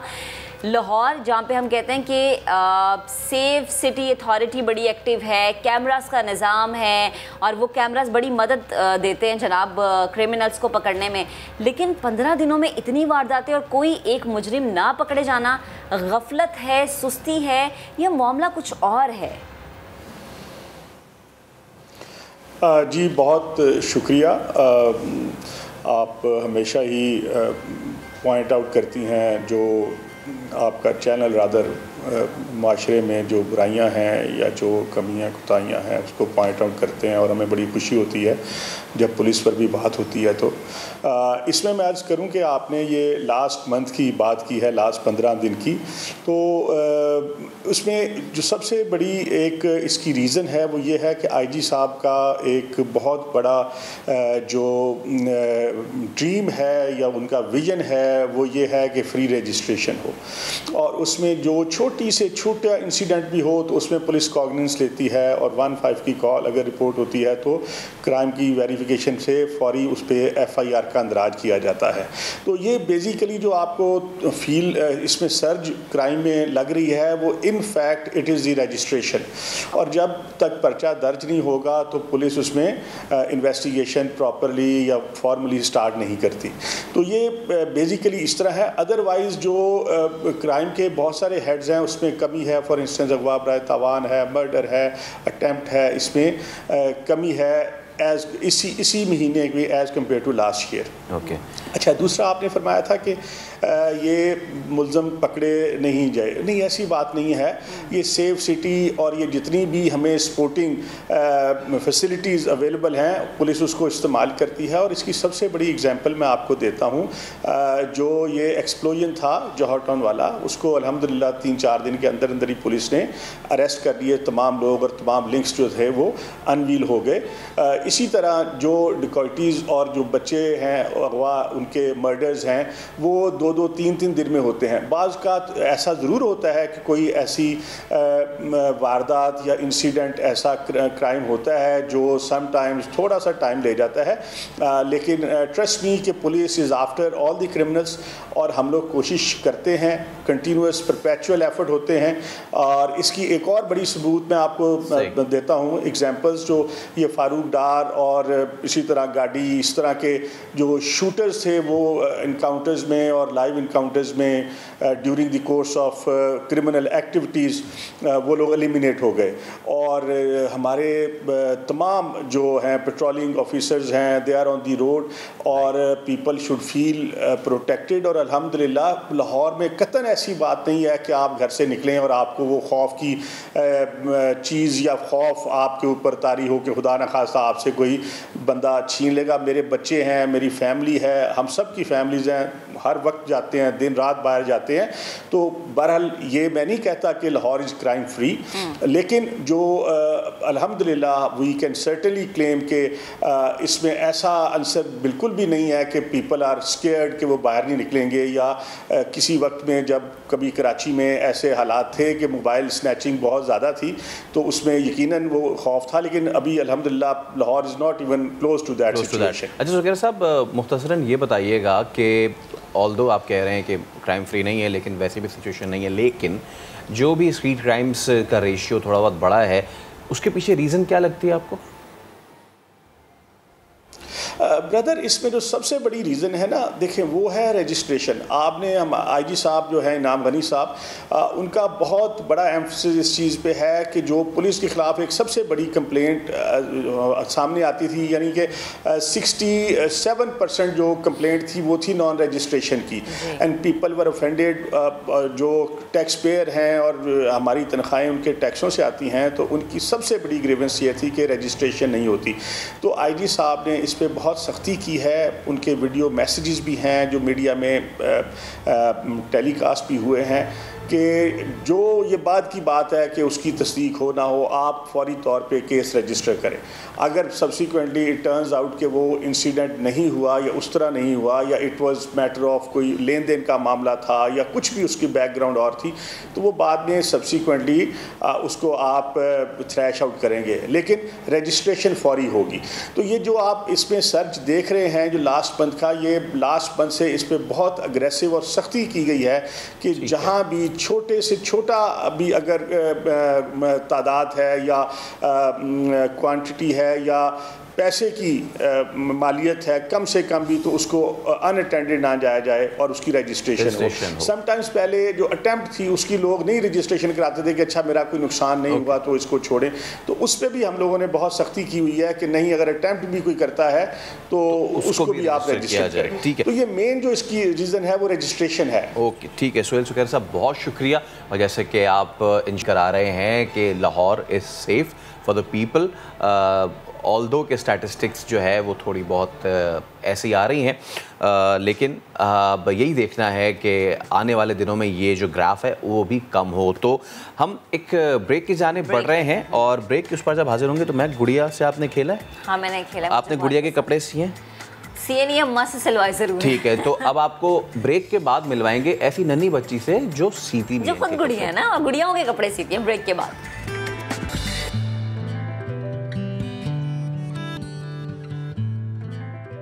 बेटियां बेटों से कम कहीं नहीं होती। मैं समझता हूं कि ये कम वाली बात तो है ही नहीं, बराबरी है, बराबरी, बिल्कुल बराबरी। ऐसे में मुल्तान की 19 साला मारिया इस चीज़ को सच साबित कर रही हैं। इन्होंने वालिद की बीमारी के बाद घर की किफ़ालत का बीड़ा अपने सर ले लिया, और ये बहुत बड़ी जिम्मेदारी है, पूरे घर को चलाना और घर की हर एक चीज़ मैनेज करना। मारिया वालिद के साथ मिलकर लोगों के घरों में रंगो रोगन करती हैं, जिससे घर का गुजर बसर होता है। पहले आपको राशिद हमीद की रिपोर्ट हम दिखाते हैं, फिर ये बाहिम्मत लड़की हमारे साथ मौजूद होंगी, इनसे भी गुफ्तगू करेंगे। बेटियां बेटों से कम नहीं होती। मुल्तान की 19 साला मारिया इसकी जीती जागती मिसाल है। वालिद दिल के आर्जा में मुब्तला हुए तो बेटी ने बेटा बनकर दिखाया। वालिद के साथ मिलकर घरों को पेंट करने का मुश्किल काम शुरू कर दिया। मैं भी आम लड़कियों की तरह लड़की हूँ, मगर घर की मजबूरियाँ, हालात इंसान से बहुत कुछ करवा देते हैं। मेरे अम्मी अबू दोनों बीमार रहते हैं, तो मेरा कोई भाई नहीं है, तो इस वजह से मुझे अपने घर की कफालत के लिए खुद मेहनत मजदूरी करनी पड़ रही है। 3 छोटी बहनों और बीमार वालदा की कफालत के लिए बाहिम्मत लड़की को मजबूरन हाथ में रंग का डब्बा और ब्रश पकड़ना पड़ा। हमारी जिंदगी का ये आसरा भी है। 700 से 800 रुपए की दिहाड़ी पर काम करने वाली बाप बेटी की लाजवाल मोहब्बत सबके लिए मिसाल बनी हुई है। कौम की इस बाहिम्मत बेटी ने वजीर आज़म पाकिस्तान से अपने घर और वालदा के इलाज की अपील की है। कैमरामैन अकमल खोकर के साथ राशिद हमीद, समा, मुल्तान। रिपोर्ट हमने आपको दिखाई है। अब ये बाहिम्मत लड़की मारिया और इनके वालिद जो हैं वो हमारे साथ मौजूद है, खालिद साहब। मारिया और आपके वालिद जो हैं, हम दोनों को गुड मॉर्निंग, अपने प्रोग्राम में खुशामदीद कहते हैं। मारिया, सबसे पहले मैं आपसे बात का आगाज़ करूँगी, चूँकि हम जब भी बेटियों की बात करते हैं ना तो हमेशा ये कहते हैं कि ठीक है बेटियाँ क्या कर लेंगी, पैदा हो गई हैं, खिलाएंगे पिलाएंगे, उसके बाद शादी हो जाएगी, अपने अपने घरों को चली जाएंगी। और पंजाब में तो बड़ी बात है कि हमेशा बेटियों कहते हैं कि पराया धन है, लेकिन आपने इस चीज़ को जिस तरह से गलत साबित किया है, आपकी हिम्मत को हम सलाम पेश करते हैं। प्लीज़ ज़रा मुझे अपने बारे में बताएं, आपकी एज क्या है, कब से वालिद साहब के साथ ये काम कर रही हैं, कितना चैलेंजिंग लगता है आपको ये काम? अस्सलाम वालेकुम, मेरा नाम मारिया खालिद है। एज मेरी 19 साल है। मैं पिछले 9 साल से पेंट का काम कर रही हूँ पापा के साथ, और माशाल्लाह मेरी 3 बहनें हैं मुझसे छोटी। अच्छा मारिया, ये बताएं कि ये जो घर में पेंट करना है ये अब तक तो खालिसतन जो है ना मर्द ही जाके करते हैं, लड़के जाके करते हैं। हम जब आपकी ये मनाजिर भी देख रहे हैं तो ऐसा नहीं है कि आप जाके सिर्फ आपने ब्रश कर लिया, प्रॉपर यानी पहले रेगमाल से पुराने रंग को उखाड़ना, उसके बाद कोट दर कोट लगाना। तो जब आप जाती हैं किसी भी घर में ये काम करने के लिए तो कैसा रिएक्शन मिलता है आपको? जी माशाल्लाह बहुत अच्छा रिएक्शन मिलता है। लोग बहुत खुश होते हैं कि मैं इतने अच्छे से काम करती हूँ, बल्कि मेरे हाथ के काम को बहुत पसंद करते हैं। बहुत सफाई से मैं काम करती हूँ और मैंने पिछले 9 साल से जब से ये काम मैंने शुरू किया है, माशाल्लाह बहुत कुछ मुझे इसमें सीखने को मिला है। बहुत कुछ मैंने सीखा है, डिज़ाइनिंग का काम, सादा काम, ये डोर की पॉलिशिंग, छतों की डिज़ाइनिंग, हर तरह का काम माशाल्लाह मैंने सीखा हुआ है। अच्छा मारिया, आप बहुत अच्छा रिएक्शन मिलता है। आप 9 साल से ये काम कर रही हैं और आपकी एज 19 ईयर्स है। आप मुझे ये बताएं कि मारिया ख़ुद क्या बनना चाहती है? वो क्या चाहती थी कि वो ज़िंदगी में क्या बने? क्योंकि अमूमन लड़कियाँ कहती है तो डॉक्टर बनना है हमने या इंजीनियर बनना है। मारिया क्या चाहती थी जब 8 साल की, 6 साल की, 7 साल की, 9 साल की थी? तो उसके जहन में क्या था? पढ़ लिख कर क्या बनेगी? मेरे जहन में ये था कि मैं भी आप लोगों की तरह एक न्यूज़ एंकर बनना चाहती थी। मुझे बहुत अच्छे लगते थे न्यूज़ चैनल्स, जो न्यूज़ एंकर बातें करते थे, मुझे बहुत अच्छी लगती थी। मेरी दिली ख्वाहिश भी यही थी कि मैं एक न्यूज़ एंकर बनूं, मगर किस्मत ने साथ ही दिया। उस वक्त हमारे घर के हालात कुछ ऐसे थे कि मुझे पढ़ाई छोड़नी पड़ गई। पढ़ाई छोड़ने के बाद फिर 10 साल की एज थी और कोई हुनर हाथ में नहीं था, पढ़ाई भी अधूरी थी, तो कोई काम और नहीं कर सकती थी। इस वजह से फिर इस काम में आ गई। ऐसी बिल्कुल भी बात नहीं है मारिया, हम आपके वालिद से ज़रूर बात करेंगे, लेकिन जब आपने अपनी ख्वाहिश का इजहार किया ही है तो फिर एक काम करते हैं, अभी बैठे बैठे आपको न्यूज़ एंकर बनाते हैं, अभी बैठे बैठे। और आप जैसे हम कहते हैं ना, मैं हूँ फैसल करीम, मैं हूँ महक असलम, तो आप मौजूद हैं। आपने इस तरह बोलना है, अस्सलाम वालेकुम, आप देख रहे हैं नया दिन और मैं हूँ मारिया खालिद। आपने बस ये 3 जुमले बोलने और आपका वक्त शुरू होता है अब। अस्सलाम वालेकुम, मैं हूँ मारिया खालिद और आप देख रहे हैं नया दिन। ज़बरदस्त, ये हो गया, न्यूज़ एंकर बन गए आप। ये आपकी जो ख्वाहिश थी, देखें अल्लाह पाक आपको इसी तरह से कामयाबियाँ दे और आपकी हर ख्वाहिश आपकी पूरी करे। आपके वालिद साहब से हम बात करना चाहते हैं। खालिद साहब, आपका भी शुक्रिया, आपने वक्त दिया। एक बेटी जब बाप का सहारा बनती है तो बाप ये कहता है कि अगर ऐसी बेटियां हो तो फ़ख्र से सर उठा के मैं चल सकता हूँ। आपकी बेटी आपके कंधे से कंधा मिलाकर घर की हर जिम्मेदारी पूरी करती है, घर की किफ़ालत का अपने नन्हे कंधों पर उसने जिम्मेदारी, ये बोझ उठाया हुआ है। आप प्लीज़ शेयर कीजिएगा कि जो हमारा मुआशरा है वहाँ पर बेटी की पैदाइश और बेटी की तालीम, लेकिन जब बेटी इतना अच्छा और मजबूत बाजू बन के साथ खड़ी होती है तो यकीनन बाप को फ़ख्र महसूस होता है। जी अस्सलाम वालेकुम। सबसे पहले आपका बहुत शुक्रिया, आपने मौका दिया। जी मेरे ख्याल से बेटियां, आपने कहा कि भी बेटियां बेटों के बराबर होती हैं, और मुझे आज ऐसा लगता है कि बेटियां बराबर नहीं, बहुत ज़्यादा आगे हैं। कि मेरी बेटी ने, शायद अगर मेरा बेटा होता वो भी मेरा नाम रोशन नहीं कर सकता था, मेरी तो इतनी हैसियत भी नहीं थी। और माशाल्लाह मेरी बेटी ने सारी ज़िंदगी, जो हम खुद मेहनत करके अपना नाम रोशन नहीं कर सकते थे, वो माशाल्लाह मेरी बेटी ने मेरा नाम भी रोशन किया। और हमारे घर के जो इसकी ज़हानत है कि भी घर को अपना घर समझना है, तो ऐसा कम बच्चों में देखने को मिलता है कि अपने घर की तरफ ये ऐसी सोच रखें। ज़्यादातर अपनी ख्वाहिशात का इजहार करते हैं बच्चे के, माँ बाप को बल्कि तंग करते हैं कि हमें कुछ ले के दें। हमारी बच्ची ने हमारा इतना साथ दिया कि भी मेरा सर फ़ख्र से बुलंद हो गया। और मैं उम्मीद करता हूँ कि मेरी इस बच्ची को देख के और बच्चों को भी ये सबक मिले कि हमने अपने माँ बाप को किस तरह उनके साथ रहना है। अच्छा खालिद साहब, जैसे कि मारिया मेरी बहन ने ख़ुद भी इस चीज़ का इजहार किया कि वो क्या करना चाहती है, तो आप हुकूमत से कोई गुजारिश करना चाहेंगे? क्योंकि हम तो यहाँ से बैठ के इस प्लेटफॉर्म से ये गुजारिश कम से कम पंजाब हुकूमत से ज़रूर करना चाहेंगे कि इनकी पढ़ाई लिखाई का भी बंदोबस्त किया जाए, और इनके जो फिर ख्वाब है ना वो वाले, वो फिर मैं पर्सनल उसको लेता हूँ। और आगे चल के मारी जब पढ़ाई मुकम्मल करती हैं तो फिर इनकी ट्रेनिंग और उसके फिर बाकायदा आगाज़ उस काम करेंगे। लेकिन आप इस वक्त खालिद साहब वज़ीर आला पंजाब से क्या दरख्वास्त करना चाहेंगे? नहीं सर, मैं किसी से कोई दरख्वास्त नहीं करना चाहता। मैं सिर्फ अपने बच्चों को ये तरबियत देता हूँ कि अपनी मेहनत से कुछ बने, किसी का मोहताज ना बने, चाहे वो वज़ीर आज़म हो चाहे कुछ भी।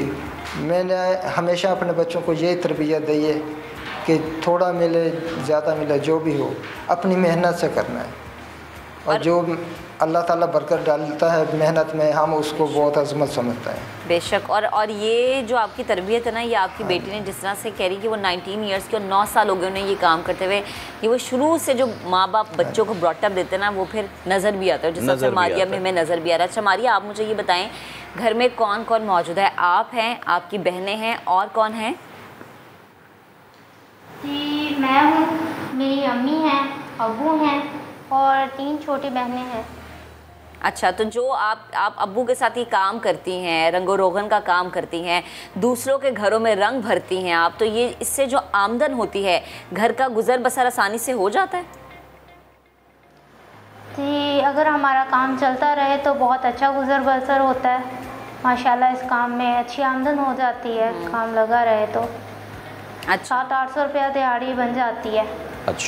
अच्छा मारिया, मुझे बच्चे ये बताओ कि आप कितनी आपकी एजुकेशन है, कितनी क्लासेस पढ़ी हुई हैं आपने? मैंने 8 तक पढ़ा है। ओके, इसका मतलब ये है कि आप उर्दू अखबार अच्छे से पढ़ सकते हो? जी माशाल्लाह बहुत अच्छे से पढ़। तो फिर आपने मुझसे वादा करना है ये कि आपने जो आपका मुताला है ना और अखबार बीनी है, उसको आपने कंटिन्यू करना है। हम अभी तो आपसे अलविदा लेंगे, लेकिन आपने जिस ख्वाहिश का इजहार किया उससे मैं बहुत खुश हुआ हूँ, और बहुत मुझे अच्छा लगेगा कि आप ये काम करते हैं। इसके साथ साथ अगर आप थोड़ा सा अखबार का मुताला रोज़ करें, अपनी उर्दू की रवानी बेहतर करें, 15 मिनट 20 मिनट जितना आपको टाइम मिलता है, सुबह उठ के रात को सोने से पहले वो आप करें, कोई सा भी पढ़ें, और वो करने के बाद अपनी ज़बान में रवानी लाएँ, और फिर हम लाजमी आपको दोबारा मदू करेंगे और चांस देंगे कि आप यहाँ पे ना छोटा सा ऑडिशन दें। हाँ। और हम अल्लाह मियाँ से दुआ करते हैं कि आपकी हिम्मत दूसरों के लिए इसी तरह मशले राह बनती रहे। बहुत शुक्रिया आपका, और आप मुझसे वादा करके जा रही हैं कि अब से आपने जो है ना इस तरह मुताला करना है, ठीक है? जी बिल्कुल ज़रूर। चलें जी, वादा हो गया, ठीक है। बेहद शुक्रिया मारिया, और आपके वालिद साहब खालिद साहब मौजूद थे, आप दोनों का। आगे बढ़ते हैं और बात करते हैं माहौलियाती आलूदगी के खात्मे और पाकिस्तान को सरसब्ज बनाने के मिशन पर निकले खान साहब यानी वज़ीर आज़म इमरान खान की। वज़ीर आज़म इमरान खान ने लाहौर में मियावकी जंगल का इफ्तिताह कर दिया है। 100 कनाल रकबे पर 1,60,000 पौधे लगाए गए हैं। वज़ीर आज़म इमरान खान के मुताबिक लाहौर सबसे ज़्यादा आलूदा शहर बन गया है। 2013 से 2018 तक KPK में 1 अरब दरख्त लगाए। वज़ीर आज़म ने सगिया पुल में 100 कनाल अराजी पर 1.5 लाख पौधे लगाने के मंसूबे पर इत्मीनान का इजहार किया है। जब से खान साहब की हुकूमत आई है, हम हमेशा देखते हैं कि सरसब्ज पाकिस्तान शजरकारी मुहिम के हवाले से बड़ी कैंपेन्स भी चलाई हैं हुकूमत पंजाब ने, हुकूमत पाकिस्तान ने, और हर किसी को यही बताया है कि हर एक शहरी अगर अपनी जिम्मेदारी समझते हुए एक दरख्त या एक पौधा लगाता है ना, तो आने वाले वक्त में उसकी नस्ल के लिए बड़ी अच्छी बात होगी। तो जनाब, प्लांट फॉर पाकिस्तान ये बड़ा मंसूबा और बिलियन ट्री सुनामी की हम बात कर रहे हैं। तो अब आपको बताते हैं कि महकमा जंगलात पंजाब यकम से 11 अगस्त के दौरान 21 लाख पौधे लगाकर रिकॉर्ड कायम करेगी। अब इन 10 दिनों में 21 लाख पौधों की शजरकारी करके महकमा जंगलात देगा सरप्राइज, जबकि रवां दिसंबर तक 60 लाख पौधे लगाने का ये टारगेट भी बनाया गया। अब तक कितने पौधे लगाए जा चुके हैं और मकासद हम सबको ही पता है, लेकिन फिर भी क्या ही अच्छा हो कि सब्तैन खान जो कि वज़ीर जंगलात पंजाब हैं वो बहुत इस पे गुफ्तगू करें। सब्तैन, बहुत शुक्रिया आपका हमसे गुफ्तगू करने के लिए, नया दिन को वक्त देने के लिए। ये बताएं कि एक दिन रह गया है, अब तक कितने पौधे लगाए जा चुके हैं? जी बिस्मिल्लाहिर्रहमानिर्रहीम, तकरीबन इस वक्त तक हमारे 16 लाख प्लांटेशन हो चुकी है, जो हमने 11th ऑफ अगस्त तक नहीं, बल्कि हमने ये टारगेट थोड़ा सा एक्सटेंड किया था 14th ऑफ अगस्त तक। 14th ऑफ अगस्त तक हमने 21 लाख प्लांट लगाने हैं, और जिसमें फॉरेस्ट डिपार्टमेंट भी है, जिसमें हमारी जो पार्क्स एंड हॉर्टिकल्चरल अथॉरिटीज और हमारे और इदारे जो हैं, हमारे अफवाज पाकिस्तान वो भी है। हमने ये जो ड्राइव स्टार्ट की है, ये हमने मिलजुल के सबने स्टार्ट की है, but ultimately responsibility obviously forest department की है, लेकिन इसके साथ पूरा पंजाब, पूरी सिविल सोसाइटी, पूरे हमारे जो एग्रीकल्चरिस्ट हैं, जो जिम्मेदार हैं, जो हमारे ये बात से PHA वगैरह, हम सब मिल के लगा रहे हैं। और 14 अगस्त को इंशाल्लाह हमने 21 लाख प्लांट कंप्लीट करने हैं। बड़ी अच्छी बात है और इंशाल्लाह अल्लाह करे ऐसा ही हो। लेकिन सर एक और चीज़ है, महकमा जंगलात जो इस वक्त काम कर रहा है और जंगलात के तहफ़्फ़ुज़ के लिए जो काम कर रहा है, उस काम को जारी रखना बहुत ज़रूरी है। क्योंकि हमें याद है खान साहब एक जगह पर शजरकारी मुहिम का इफ्तिताह करके गए और पीछे से लोगों ने वो पौधे ही आके उखाड़ दिए, वो जड़ से ही उखड़ गए। तो जंगलात के इस तरह के तहफ़्फ़ुज़ को बरकरार रखना कि कोई शहरी नुकसान ना पहुँचाए, महकमा जंगलात की ज़रा जिम्मेदारियाँ बता दें कि क्या कर रहा है। देखें, इसमें मैं ये कहूँगा कि आजकल सोशल मीडिया का दौर है, प्रिंट मीडिया का दौर है, इलेक्ट्रॉनिक बड़ा वाइब्रेंट मीडिया का दौर है। तो इस तरह जो आप थ्योरेटिकल करें और प्रैक्टिकल ना करें, I think it is not possible. अब तो ये देखें, हमने तो GIS लैब हमारी जो फॉरेस्ट डिपार्टमेंट की थी, जियो इंफॉर्मेशन टेक्नोलॉजी की, जियोग्राफिक इंफॉर्मेशन टेक्नोलॉजी की, हमने उसको दोबारा एक्टिवेट किया। और खान साहब को ये बातें करने की ज़रूरत पेश क्यों आई? क्योंकि पिछले अदवार में, पिछले 10 साल में, 20 साल में, मैं उन डिटेल्स में नहीं जाऊंगा, जिनकी गवर्नमेंट रही उन्होंने पूरी तरह इस डिपार्टमेंट को निगलेक्ट किया। डिपार्टमेंट को निगलेक्ट नहीं किया, बल्कि प्लांटेशंस को निगलेक्ट किया। ग्रीन पंजाब का जो ख्वाब है, उसको आपने, जहां ग्रे स्ट्रक्चर्स बनाए, जहां ग्रे स्ट्रक्चर्स इंपॉर्टेंट होते हैं, तो उसके साथ ग्रीनरी को भी आप फॉरगो नहीं कर सकते। इसलिए हमारे चेयरमैन का जो ये विजन है, या हमारे चीफ मिनिस्टर का जो ये विजन है ग्रीन पंजाब वाला, अगर थोड़ा थोड़ा काम वो साथ चलाई रखते तो आई थिंक ये नौबत ना आती। बट उन्होंने चूंकि निगलेक्ट किया, ये हमारे पे बर्डन आ गया। और इस दफा तो हमने टारगेट भी रखा हुआ है, इंशाल्लाह 6 करोड़ हमने प्लांटेशन कंप्लीट करनी है। प्लांट ऑफ पाकिस्तान में अलहदा बात कर रहा हूँ, वो 21 लाख अलहदा है, कहीं ये मिसअंडरस्टैंडिंग ना हो जाए। और 1 जुलाई से 31 दिसंबर तक हमने 6 करोड़ प्लांटेशन कंप्लीट करनी है। और फिर 1 जनवरी से 30 जून तक 6 करोड़, मतलब इस फाइनेंशियल ईयर में हमने 12 करोड़ प्लांटेशन भी कंप्लीट करनी है। और उस प्लांटेशन को हमने एंड्रॉइड के साथ हमने आपको उसकी एक्सेस भी देनी है। अच्छा, कि अगर ये प्लांटेशन हम लगा रहे हैं और कोई चेक करना चाहता है, तो वो अपने टेलीफोन के जरिए उसको चेक भी कर सकता है। हमारी जो GIS लैब है, हमारा जो सिस्टम है, उसको अपग्रेड कर दिया है, करने लगे नहीं है, कर दिया है। और ताकि आप लोगों की इजी एक्सेस हो। लेट्स सपोज मैं कहता हूँ कि जी छांगा मांगा में हमने एक कंपार्टमेंट में 50,000 पौधा लगा दिया है, तो आप अपने इधर से लाहौर से बैठ के उसको चेक करें कि क्या वो, और उसकी जियो टैगिंग भी हम कर रहे हैं कि क्या वो 50 लाख पौधा लगे या नहीं लगा। तो हम बड़ी क्लैरिटी और साफ शफाफ प्रोग्राम बना रहे हैं। अच्छा सप्तान भाई, जब हम बात करते हैं प्लांटेशन की, तो आम आदमी के जहन में है कि जी कोई भी हम पौधा लगा दें और वो फिर उसमें काउंट हो जाएगा। लेकिन कराची में हमने देखा था कि ऐसे अदवार में ऐसे पौधे लगाए गए कि जिनसे कराची शहर को फ़ायदा होने के बजाय उल्टा नुकसान हुआ। तो ये जो शजरकारी मुहिम इस वक्त हो रही है वज़ीर आज़म के विजन के तहत, उसमें कौन से पौधे लगाए जा रहे हैं, कौन से मवाफ़िक़ हैं वहाँ की आबो हवा के लिए जो फ़ायदा देंगे? जी, इसमें ये आपका बड़ा रेलेवेंट क्वेश्चन है। जैसे यूकलिप्टस के बारे में हमारी एक मिथ्स थी कि यूकलिप्टस जो है वो फ्रेंडली एनवायरनमेंट मुहैया नहीं करता, लेकिन अब हमने यूकलिप्टस को थोड़ा सा नीचे ले आए हैं और सिर्फ उन एरियाज तक रिस्ट्रिक्ट कर दिया है जहां वाटर लॉगिंग वाले एरियाज हैं, जहां और प्लांटेशन नहीं हो सकती, वहां हमने उसको कन्फाइन कर दिया है। नंबर 2 ये है कि इस वक्त हम ज्यादा तवज्जो ये कर रहे हैं कि जो इलाके की मुनासबत के साथ, जैसे अब आपकी नेचुरल फॉरेस्ट्री है मरी वाली साइड और ये कोटली सतिया कहूटा ये वाली, इधर हम और स्पीशीज लगा रहे हैं।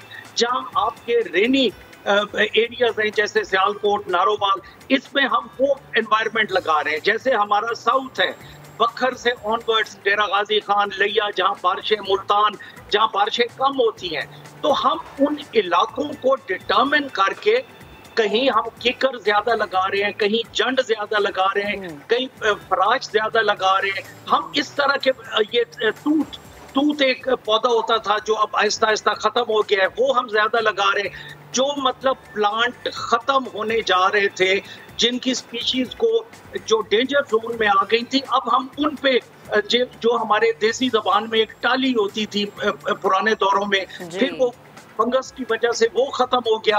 अब हम थोड़ा थोड़ा यूकलिप्टस को डिस्करेज कर रहे हैं और ये अपना जामन आपका हो गया, और हम थोड़े थोड़े फ्रूट प्लांट भी दे रहे गो के, वो हमारे डिपार्टमेंट के प्रीव्यू में नहीं आता, वो एग्रीकल्चर जैसे आपका ऑलिव्स है, तो ये एग्रीकल्चर डिपार्टमेंट के प्रीव्यू में आता है। बट इस वक्त हम कुछ नहीं सोच रहे, हमने पंजाब को ग्रीन करना है इंशाल्लाह, और इस ग्रीनरी का फायदा ये होगा कि ये बादलों को एक्सट्रैक्ट करेंगे, उससे बारिशें ज्यादा होंगी, जब बारिशें ज्यादा होंगी तो आपका सिस्टम सारा ठीक हो जाएगा इंशाल्लाह। इंशाल्लाह। सप्तान साहब बेहद शुक्रिया गुफ्तगू के लिए। ग्रीन पाकिस्तान, ग्रीन पंजाब और ये जो हम सरसब्ज पाकिस्तान की बात करते हैं, ये पाकिस्तानियों उसकी ही हम बात करते हैं। आज लगाया गया एक पौधा कल आपके लिए कितना ज़्यादा फ़ायदेमंद हो सकता है, शायद आपको इस बात का अंदाज़ा बने। अभी प्रोग्राम में वक्त हुआ एक ब्रेक का, जिसके बाद मजीद स्टोरीज शामिल करेंगे, हमारे साथ रहिए।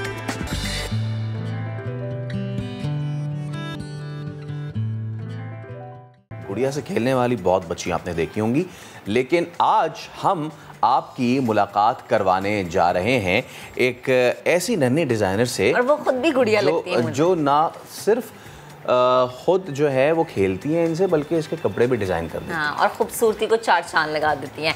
हम बात कर रहे हैं कराची की महरीन एहसान की, जो गुड़ियों के लिबास डिज़ाइन करने में बड़ी महारत रखती हैं। तो महरीन हमारे साथ मौजूद हैं। अस्सलाम वालेकुम महरीन, गुड मॉर्निंग, कैसी हैं आप? वालेकुम सलाम, मैं ठीक हूँ, आप कैसी हैं? मैं भी अच्छी हूँ माशाल्लाह। आप तो खुद एक डॉल सी हैं। क्या एज है आपकी? थैंक यू, मैं 12 साल की हूँ। मुझे ये बताएं कि 12 साल की उम्र में तो बच्चियाँ खुद खेलती हैं गुड़ियों से, और आप गुड़ियों के कपड़े बनाती हैं, तो ये कैसे शौक पैदा हुआ कि गुड़ियों के कपड़े डिज़ाइन करने, ये आइडिया कैसे आया?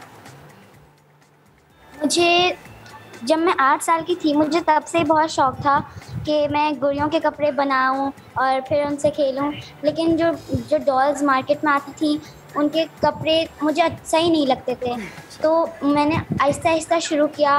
मैं बलून्स यूज़ करती थी, मैं सॉक्स यूज़ करती थी, क्योंकि मेरी मम्मा मुझे नीडल यूज़ करने की इजाज़त नहीं देती थी, तो अब मैं नीडल यूज़ करके बहुत अच्छे कपड़े बनाती हूँ।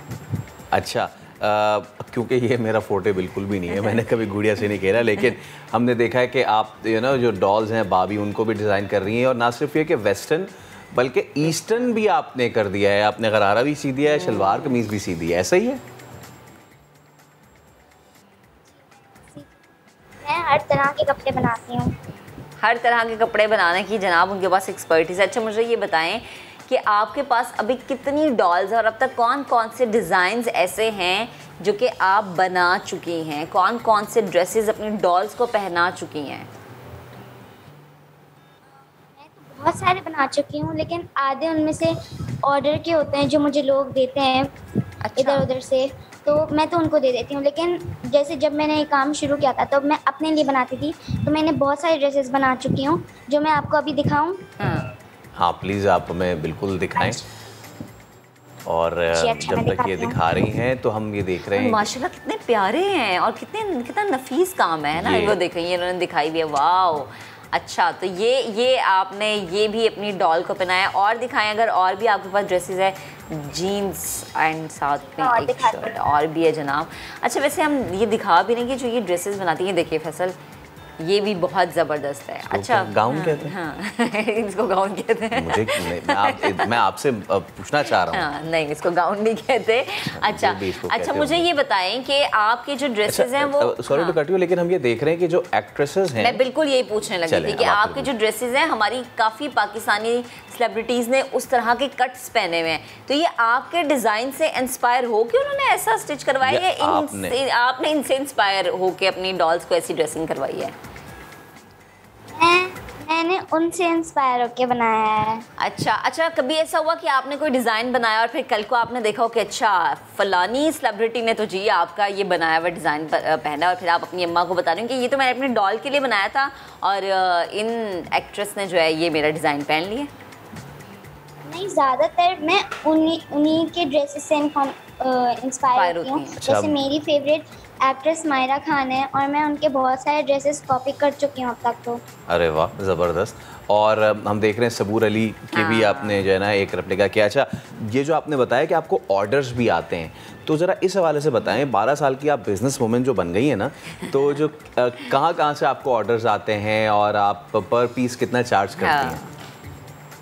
मुझे पाकिस्तान में से ही आते हैं, कुछ लोग इस्लामाबाद से होते हैं, मतलब डिफरेंट सिटीज़ से होते हैं पाकिस्तान के, और मुझे इंडिया से भी आ चुका है एक ऑर्डर, और मुझे एक दफ़ा अमेरिका से भी आया था ऑर्डर, लेकिन हमने मना कर दिया था क्योंकि हम नहीं भिजवा सकते वहाँ पर। अच्छा, और क्या आप चार्ज करती हैं? मैं पर ड्रेस 400 चार्ज करती हूँ। रीजनेबल भी है ना। हाँ। अच्छा, तो मुझे ये बताएं, चले अब हम आपकी थोड़ी सी फैमिली के बारे में जानना चाहते हैं। वैसे आप किस क्लास में पढ़ती हैं और अम्मा जो हैं वो क्या कहती हैं कि बेटा ज़्यादा ध्यान पढ़ाई की तरफ देना, डिज़ाइनिंग बाद में करना, तुम पहले पढ़ो फिर बाद में काम करना। बताओ क्या पढ़ती हो, कौन सी क्लास में पढ़ती हो? मैं क्लास 8 में हूँ। अच्छा, 8th क्लास में। तो पढ़ाई में अच्छी हो या बस ठीक है चल जाता है काम? नहीं, मैं बहुत अच्छी हूँ पढ़ाई में। ये फिर अब आप बात नहीं करें, अब मैं बात करता हूँ। अच्छा, तो आखिर में बच्चे मुझे ये बताओ कि अभी आप अपनी स्टडीज़ परस्यू कर रहे हो, आगे जाके आप इसी तरह की डिज़ाइनिंग, फैशन डिज़ाइनिंग, इसमें अपना करियर बनाना चाहोगे? जी ठीक है। तो महरीन, बहुत शुक्रिया आपके वक्त का। और अगेन आपकी मदर ने आपको बड़ा अच्छा सिखाया कि पहले आपको स्टिच नहीं करने देती थी व्हेन यू वर यंग, लेकिन अब आपको स्टिच करने देती हैं, तो आपका बहुत शुक्रिया। और कितना टैलेंट है यार हमारे मुल्क में, आप देख सकते हैं। आप ये देखें कि किस तरीके से माहिरा खान ने, सबूर ने, इनके जो ड्रेसेस हैं उन्होंने बड़े अच्छे तरीके से इसको कॉपी किया, बहुत अच्छा किया, उन्होंने बड़े अच्छे तरीके से और माशाल्लाह अपनी डॉल्स को वही शक्ल सूरत देने की कोशिश की ना। तो जनाब, आज के प्रोग्राम से अब तक के लिए इतना ही। कल आपसे फिर मुलाकात होगी, ढेर सारी बातें करेंगे, खबरें आपके साथ शेयर करेंगे। अपना बहुत सा ख्याल रखें, मास्क पहने, समाजी फासले का ख्याल रखें, बाहर खाना खाने जाएं तब भी मास्क ज़रूर पहने प्लीज़। और कल फिर मिलते हैं। अल्लाह हाफ़िज़।